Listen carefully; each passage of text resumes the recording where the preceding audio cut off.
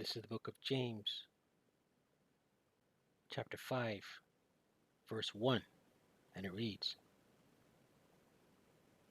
Go to now, ye rich men, weep and howl for your miseries that shall come upon you. Your riches are corrupted, and your garments are moth-eaten.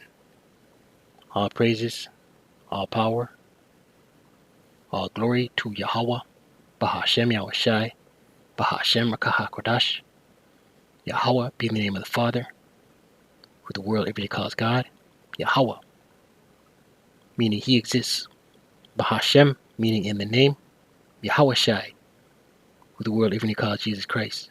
His name is Yahushai, meaning He is the deliverer, He saves. Bahashem, in the name. Rakah Kodash, Spirit Holy. Double honors to the apostles and elders of Great Millstone who teach well and rule well, who taught me this truth. Peace and salutation to the Akyam, the fellow laborers, the hopeful elect, pushing this truth at risk of their own lives throughout the four corners of the earth.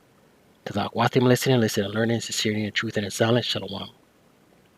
Akyam meaning brothers, Akwatim meaning sisters, Shalom meaning peace be unto you. It's your brother Shema from the GMS Toronto camp here in Toronto with another lesson. All right, we'll get right into it. All right, you see this article here, Stars and Stripes. All right, this is a military, American military website, right? 29th, 2023, the hopeful year that all these prophecies come to pass. It says here, it's a disgrace. Service members brace for work without pay as government shutdown appears imminent.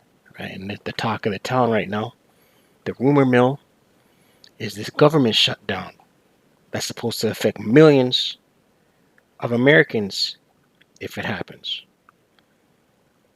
Right, we'll read this article and we'll attach some scripture as it comes to mind, Lord willing.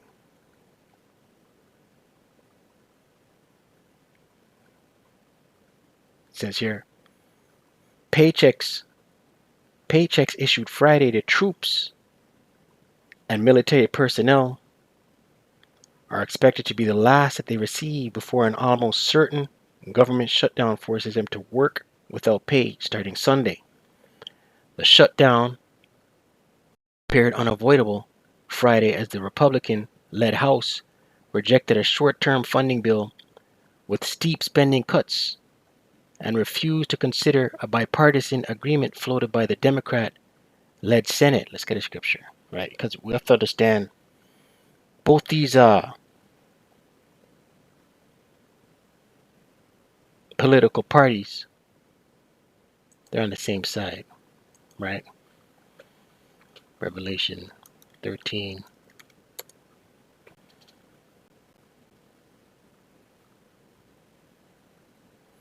Revelation 13 verse 11. And it reads, And I beheld, this is a vision of John the Revelator, and I beheld another beast coming up out of the earth, right? This beast that John saw, this is America, NATO, the EU, and he had two horns like a lamb. The two horns is representative of his political parties, right? The Democrats and Republicans, modeled after the ancient Roman Empire. The ancient Roman Empire had two parties, the plebeians and the patricians. Okay? The left and the right, the red and the blue. The ancient Roman Empire had a Caesar. The American government has a president. The UK Parliament has a prime minister. The Canadian government has a prime minister. All modeled after the ancient pagan Roman Empire. So these two horns represent their political parties, right? Like a lamb, right? Subtle, soft, right? That goes into their witchcraft, their sorcery, how they use their shrewdness and the craftiness to deceive, right? Esau don't come straight. And he spake as a dragon, his draconian measures, his unrighteous decrees, right? Esau will come and tell you, Yes, we can. Vote for me. Whatever you want. I'm gonna abolish the student debt loan, right? And then he's gonna turn around and hem you up, right? As long as he's looking for votes. But even that's rigged because whoever gets into power, it's who the elites want in power, right? Let's go back into this article.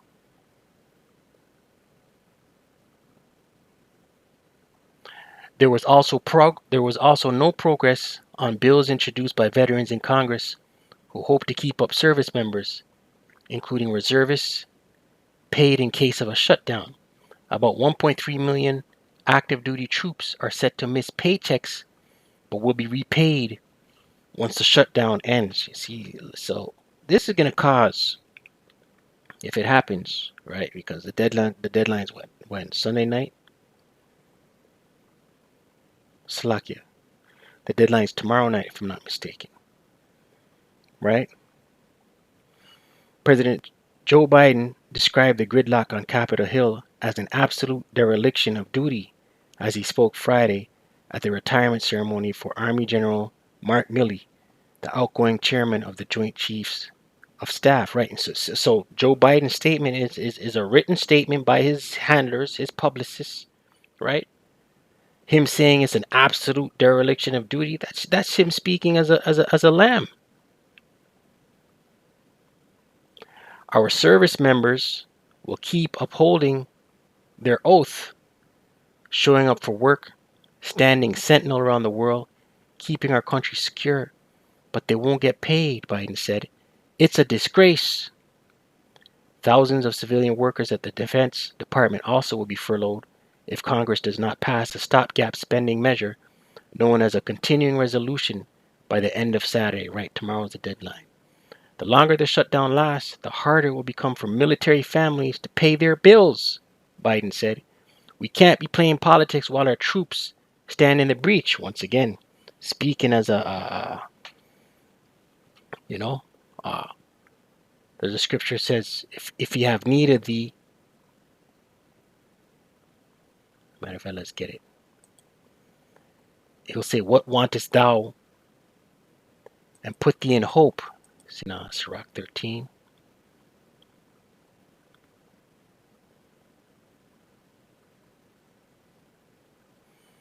Sirach 13, verse 6. And it reads, if he have need of thee, he will deceive thee and smile upon thee and put thee in hope. He will speak thee fair and say, what wantest thou? Right? And this is Esau, man. Esau's never straight, man. Right? He's gonna smile at you, tell you what you want to hear. Right? And ultimately, if this thing collapses, it's the will of the Lord, right? And the Lord's gonna put the spirit on these ruling class elites, because you have to remember one thing: these elites, these banking cartels, these Rockefellers, these Rothschilds, these DuPonts, these Gettys, right? The owner of the corporation of the United States, the owners, the CEOs, whatever they want, they want NWO. They want the grain of rice, the Revelation 13 verse 16 on down. The CHIP, the MOTB, they want that. Ultimately, it's the Lord's MOTB. The Lord's going to put the spirit on them to move, right? And they got to collapse everything, man. Right? They got to create chaos. Sirach 26.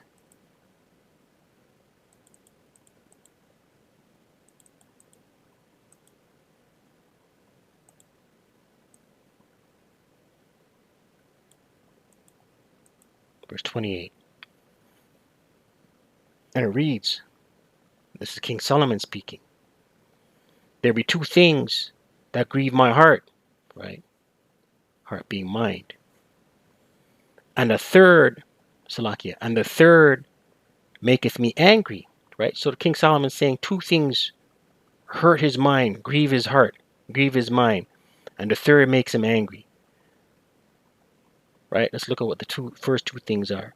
A man of war that suffereth poverty, right? And we were reading the article. These military families, they're a paycheck away from not being able to pay their bills. Right? There's accounts of former Slovakia. There's accounts of veterans who served living on the streets in cardboard boxes in tent cities. And men of understanding that are not set by, and one that returneth from righteousness to sin. The Lord Yahweh prepareth such a one for the sword. Right? So 3 things. 2 that grieve his heart, and 1 makes him angry. Right? A man of war that's suffering poverty, men of understanding that are not set by, and 1 that returneth from righteousness to sin. That's the third that makes the Lord. That's the third that makes the Lord angry. You leaving righteousness to go back into the world and do fuckery, sin, right? Also wanted to touch here on the history.com the 8 reasons why the pagan Roman Empire fell, right? And there's two instances that stand out that I wanted to read.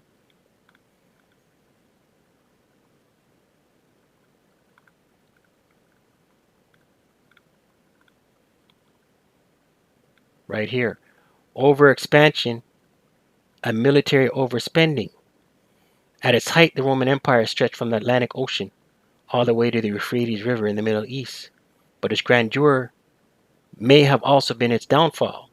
With such a vast territory to govern, the empire faced an administrative and logistical nightmare. Even with their excellent road systems, the Romans were unable to communicate quickly or effectively enough to manage their holdings. Rome struggled to marshal enough troops and resources from local rebellions and outside attacks. And by the 2nd century, the Emperor Hadrian was forced to build his famous wall in Britain just to keep the enemy at bay. As more and more funds were funneled into the military upkeep of the empire, technological advancement slowed and Rome's civil infrastructure fell into disrepair, right? And we see America the Great right now, right? Let's get that scripture in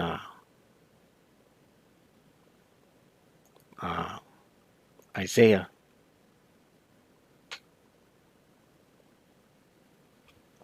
Isaiah 14. Isaiah 14 verse 11. And it reads, Thy pomp is brought down to the grave, right? America, proud. Proud America. You look at this word pomp.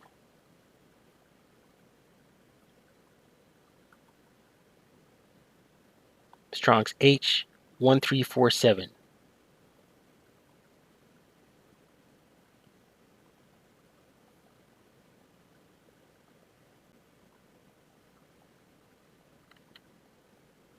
Strong's H1347.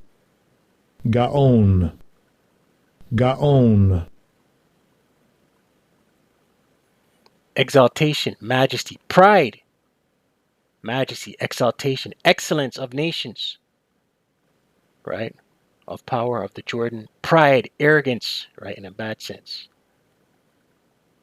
Arrogant in the Strong's, arrogancy, excellency, majesty, pomp, right? Proud, swelling, right? That's America, man. Right? Proud. So it says here thy pomp.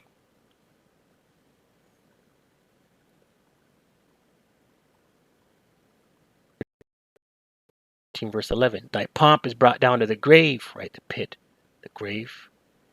And the noise of thy viols, Salakia, and the noise of thy viols, musical instrument, right? That mirth spirit, that happy-go-lucky tent, street festivals with beer tents, right?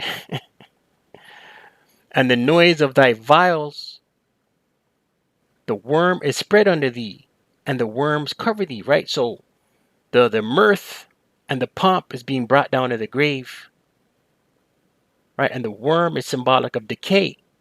It says here, the worm is spread under thee, and the worms cover thee, right? Their infrastructure is crumbling.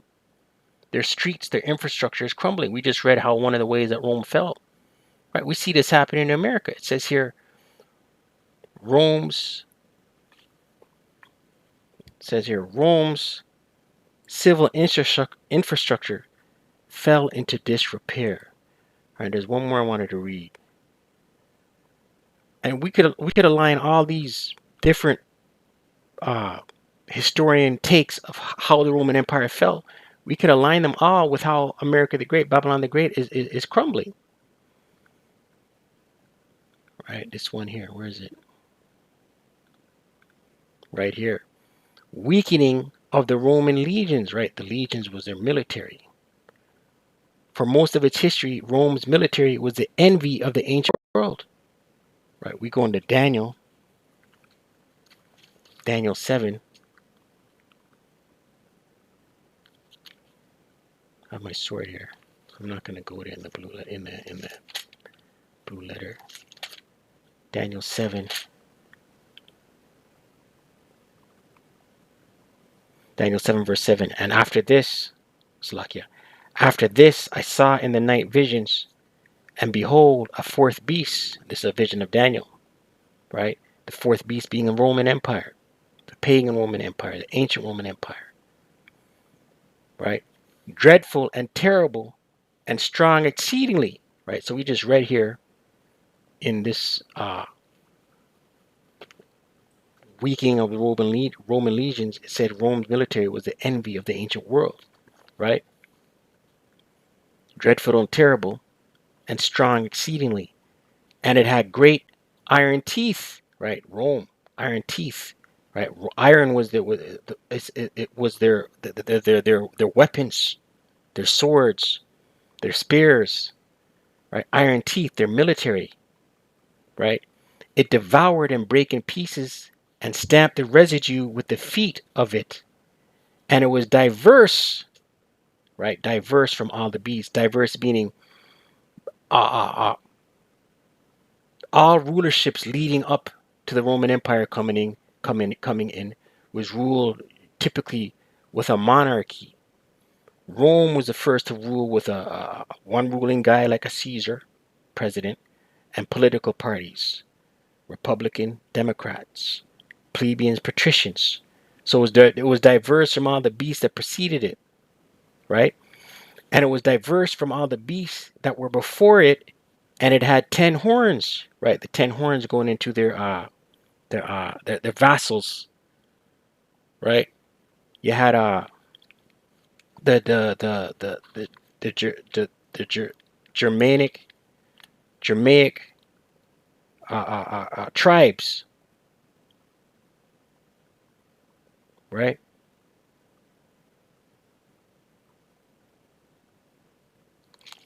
Right. So Rome was the first, right? So Rome was a different beast, man, right? But those Germanic tribes, right? They had off the top of my mind, the Anglo-Saxons, the Franks, right? To name two, I can't remember them. But those were the 10 horns, right? The Anglo-Saxons being England, the Franks being France, Alemanni being Germany, the Lombards, the Visigoths, the Burgundians, the Vandals, right? So Rome Rome was a different monster, man. You know what I mean? And we are in the second installment of the Roman Empire, Rome 2.0, right? So let's read here. Weakening of the Roman legions. For most of its history, Rome's military was the envy of the ancient world. But during the decline, the makeup of the once mighty legions began to change. Unable to recruit enough soldiers from the Roman citizenry, right? And we're hearing talks of, uh, for a while now, Babylon the Great, America is going to have to possibly use conscription if full out war pops off in Europe. And we know, according to Scripture, American troops are going to end up in the Middle East, the Valley of Decision, right? the valley of Yahweh right? The Lord's judgment, right? Emperors like Diocletian and Constantine began hiring foreign mercenaries to prop up their armies, right? What does that equate to today? The proxy wars and their soldiers that America the Great uses, right? But the time's going to come where America's going to have to use their own citizens, right? The ranks of the legions eventually swelled with Germanic Goths and other barbarians, so much so that the Romans began using the Latin word barbarus in place of soldier. While these Germanic soldiers of fortune proved to be fierce warriors, they also had little or no loyalty to the empire, and their power-hungry officers often turned against their Roman employers. In fact, many of the barbarians who sacked the city of Rome and brought down the Western Empire had earned their military stripes while serving in the Roman legions, right? So this was just a little history on how Rome fell and what we see happening in America, right? Let's go back to this article. The House and Senate remained far apart on an agreement to keep the government funded. The Senate on Friday was moving ahead with a bill that will continue funding at current levels while providing $6 billion in aid to Ukraine and $6 billion for disaster relief. The House had proposed a measure that would impose drastic cuts across the government, but it was voted down 198 to 232, with 21 Republicans joining all Democrats in opposition. At least 10 far-right Republicans in the House said they will refuse to vote for any stopgap bill. The impasse has left service members and their families, especially among the enlisted ranks, bracing for financial impact.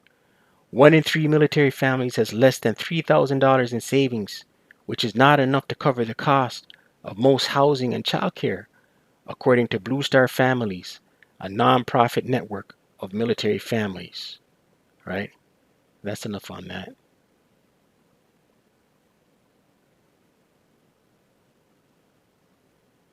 A survey that the group plans to release next week found 63% of activity duty respondents feel they will be greatly impacted by a shutdown.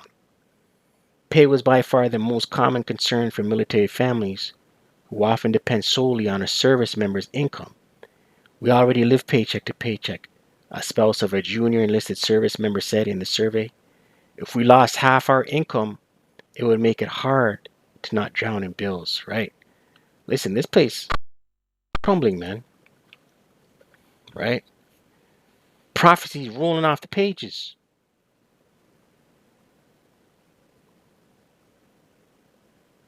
Right? Sirach 34.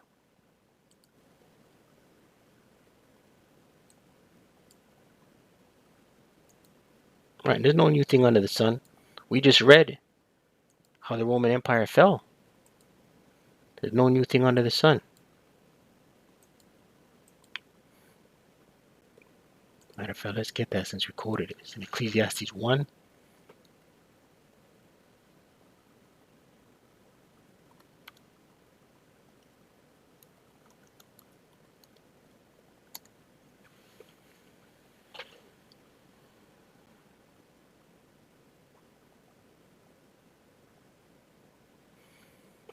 Ecclesiastes 1, verse 9, and it reads, the thing that hath been, it is that which shall be, right? And all the spirits, right? Reincarnation is scriptural. All the spirits from the past are back to be judged and to do exactly what they're doing in their past lives. The thing that hath been, it is that which shall be, and that which is done is that which shall be done, and there is no new thing under the sun. Right? So we see what's the term in the world? History repeats itself. Sirach 34.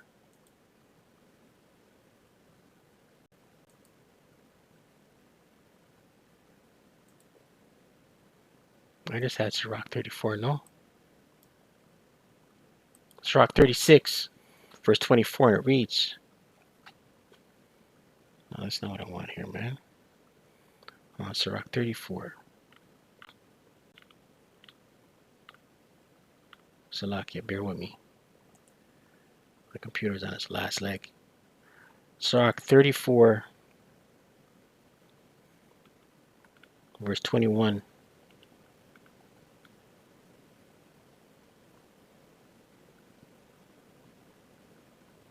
Sirach 34, verse 21. It reads, the bread of the needy is their life. Right? And we're hearing these people being interviewed on that article we're reading in Stars and Stripes, these military families, they're lamenting, right? They're needy. The bread of the needy is their life, right? They're in need.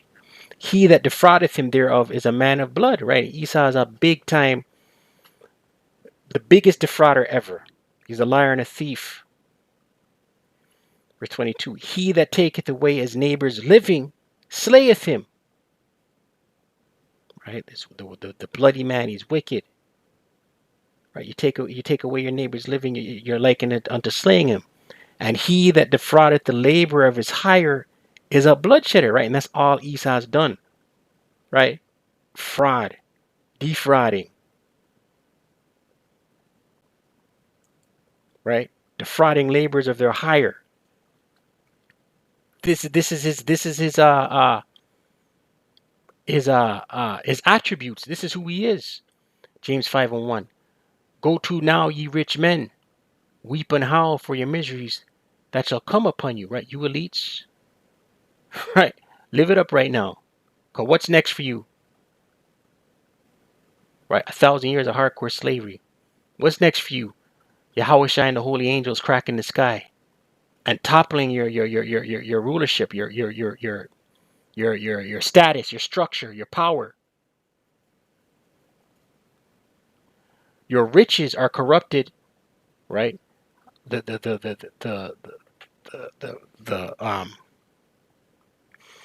Bowers who later became the Rothschilds, right? They're known crime families,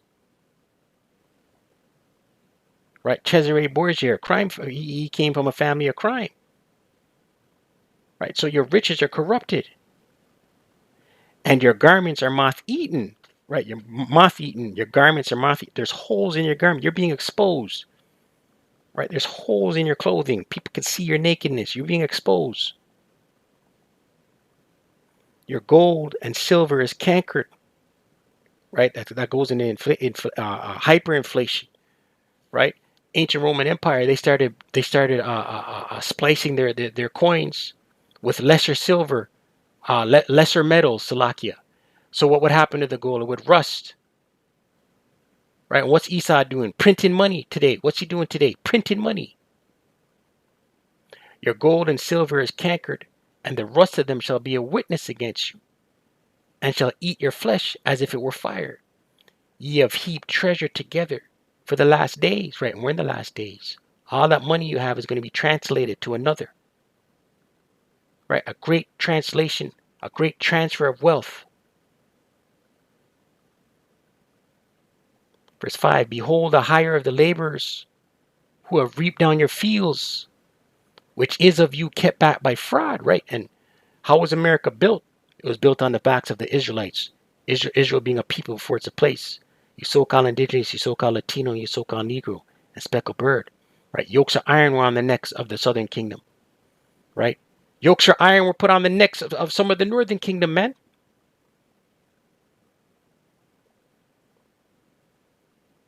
Right?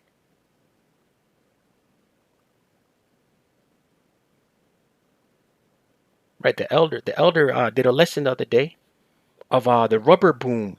Look it up. Right. And he posted some pictures of the northern kingdom with yokes of iron around their neck, man, because they were used by Esau to mine the rubber.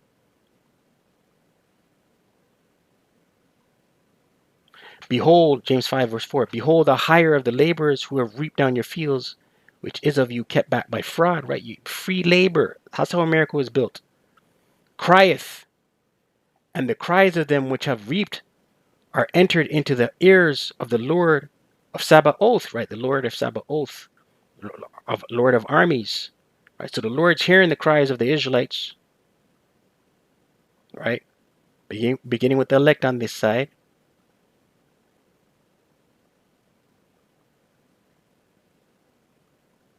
Fifth verse.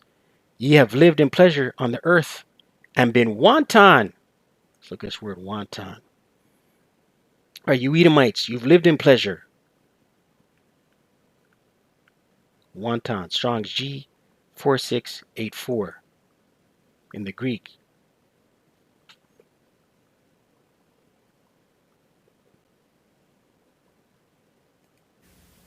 Strong's G 4684, spatalao. Spatalao. To live luxuriously, lead a voluptuous life, give oneself to pleasure. Right, that's America, man. Right. Rome 2.0. Didn't Rome do that in the ancient world? In the Strong's, spatal, luxury, to be voluptuous, live in pleasure, be wanton. Right, America. America the Great.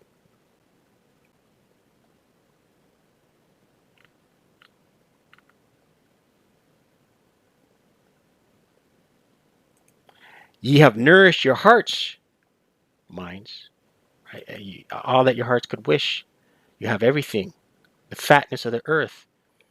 As in a day of slaughter, ye have condemned and killed the just, and he doth not resist you, right? Because Israelites, the downtrodden, the broken, the needy, the poor, who are Israelites, Israel being a people for its place, they can't resist you. They can't fight. Right? The just being the Israelites, beginning with the elect.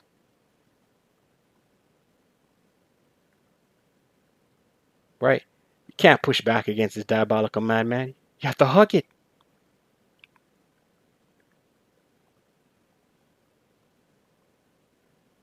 Right? But yeah, that's it on that. I pray you're edified. So with that, all praises, all power, all glory to Yahweh, Bahashem Yahushai, Bahashem, Rakah HaKodash. Double honors to the apostles and elders of Great Millstone who teach one and rule world who taught me this truth. Shalom to the hopeful elect.